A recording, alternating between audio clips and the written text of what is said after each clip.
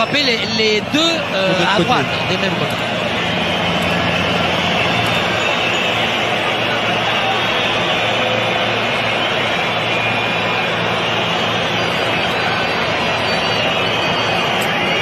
Waouh. Il va frapper un troisième pénalty dans ce match, Kylian Mbappé. Oui, mais c'est le plus important.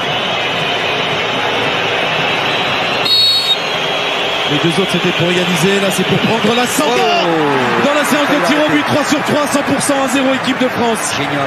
Et il a failli l'arrêter. Il a touché Emiliano Martinez. C'est remarquable. C'est une performance de toute façon. Même s'il a touché Martinez, c'est remarquable. Il les a touchés tous. C'est l'autre qui l'avait touché aussi, c'est sûr. Parce qu'il plonge du bon côté. Ça vient les coups, Emiliano Martinez. Messi pour égaliser. Allez, contre Messi, il faut que Hugo il parte au dernier moment. Parce qu'il masque sa frappe. Tu ne veux pas lui dire qu'il parte pas plutôt? Peut-être s'il frappe au milieu, pourquoi pas. Léo Messi face à son public, face à sa tribune. Le peuple argentin fait le déplacement ici pour voir le sacre de Léo Messi. Il est face à Hugo Lloris. C'est du grand part. On va voir ce flegme, ce cran pour tirer comme ça à contre-pied, attendre que Lloris parte. Regardez, il attend le tout dernier moment pour frapper côté opposé. Lui, il joue, il tire les pénaux.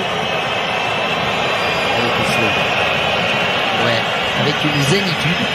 De toute façon, là on a deux génies quand même. Il y a des Argentins qui peuvent louper. Non.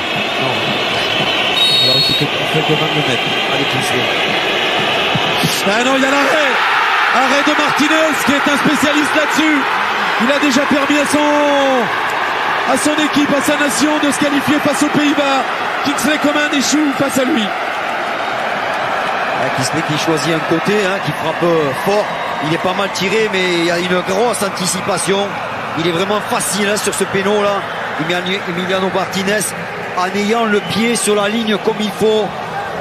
Mais la différence, c'est un joueur qui frappe en baissant la tête et bien sûr Messi qui lui lève la tête sur un départ comme ça, Messi. Et un nouvel ascendant pris par l'Argentine dans cette finale de Coupe du Monde. C'est Dybala maintenant face à Hugo Lloris. Dybala, plein axe, tranquille. Beaucoup de sang-froid également pour Paulo Dybala. 2-1 pour l'Argentine. Avantage confirmé.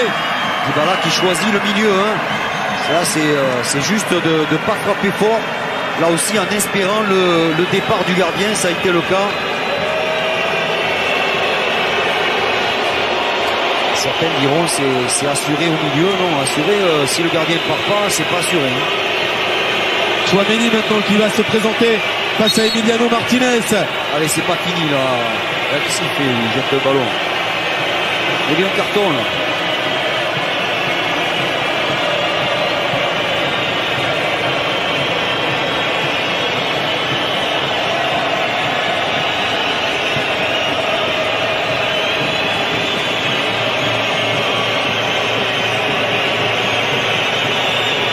Il prend de la place, Martinez dans le but, une envergure énorme pour ce gardien face à Chouameni, c'est à côté.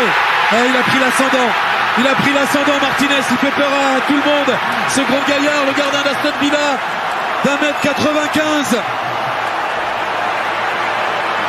Et en plus ils choisissent tous de tirer de ce côté là, le côté où Kylian Mbappé a marqué, mais en tirant beaucoup mieux. Alors qu'il anticipe toujours là, Emiliano Martinez. Il est parti chaque fois de ce côté-là. Personne ne s'en est rendu compte. Et cette fois, l'Argentine a mis un peu plus d'une main sur la Coupe du Monde. Leandro Paredes face à Hugo Lloris. Paredes, c'est notre chance.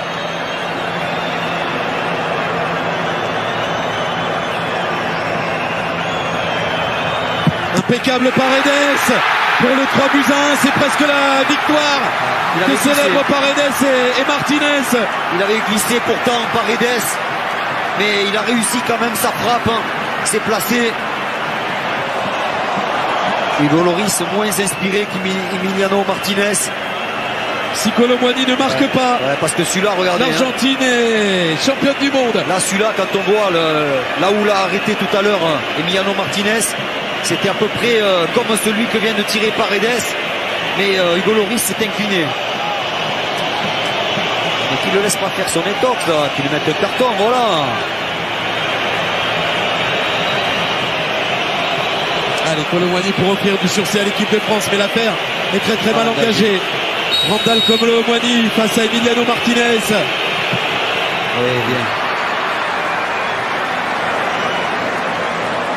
Là, il aura fait une très très belle finale. Kolo Muani, il avait le ballon du but, il avait le ballon du match. Là, en toute fin de prolongation. Là, c'est Montiel. Je vous avais dit que lui était spécialiste. Oui, mais nous, c'est un expert, non, vous savez. Non, mais il y a deux tirs au but d'avance. Et oui. Il y a deux. On a fait 2 échecs.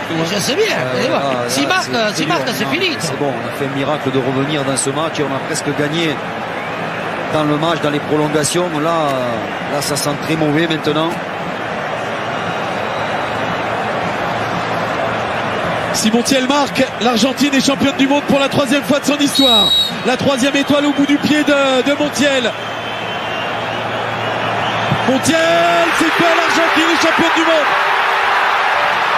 au terme d'une finale historique haletante, imbuvable, 3 buts partout. La séance de tir au but, 4 buts à 2 sur cette dernière frappe de Montiel. 36 ans que l'Argentine attendait un nouveau sacre. C'est fait.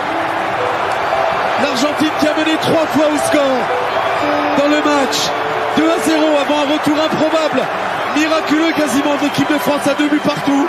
3-2 ensuite, puis 3-3 sur un triplé de Kylian Mbappé qui se consolera, et ça ne le consolera pas, en terminant meilleur buteur de la Coupe du Monde avec 8 réalisations et la séance de tir au but fatale comme en 2006 à l'équipe de France face à l'Italie. L'Argentine est championne du monde. Oui, on regrettera juste que au tir au but en général on n'est jamais excellent.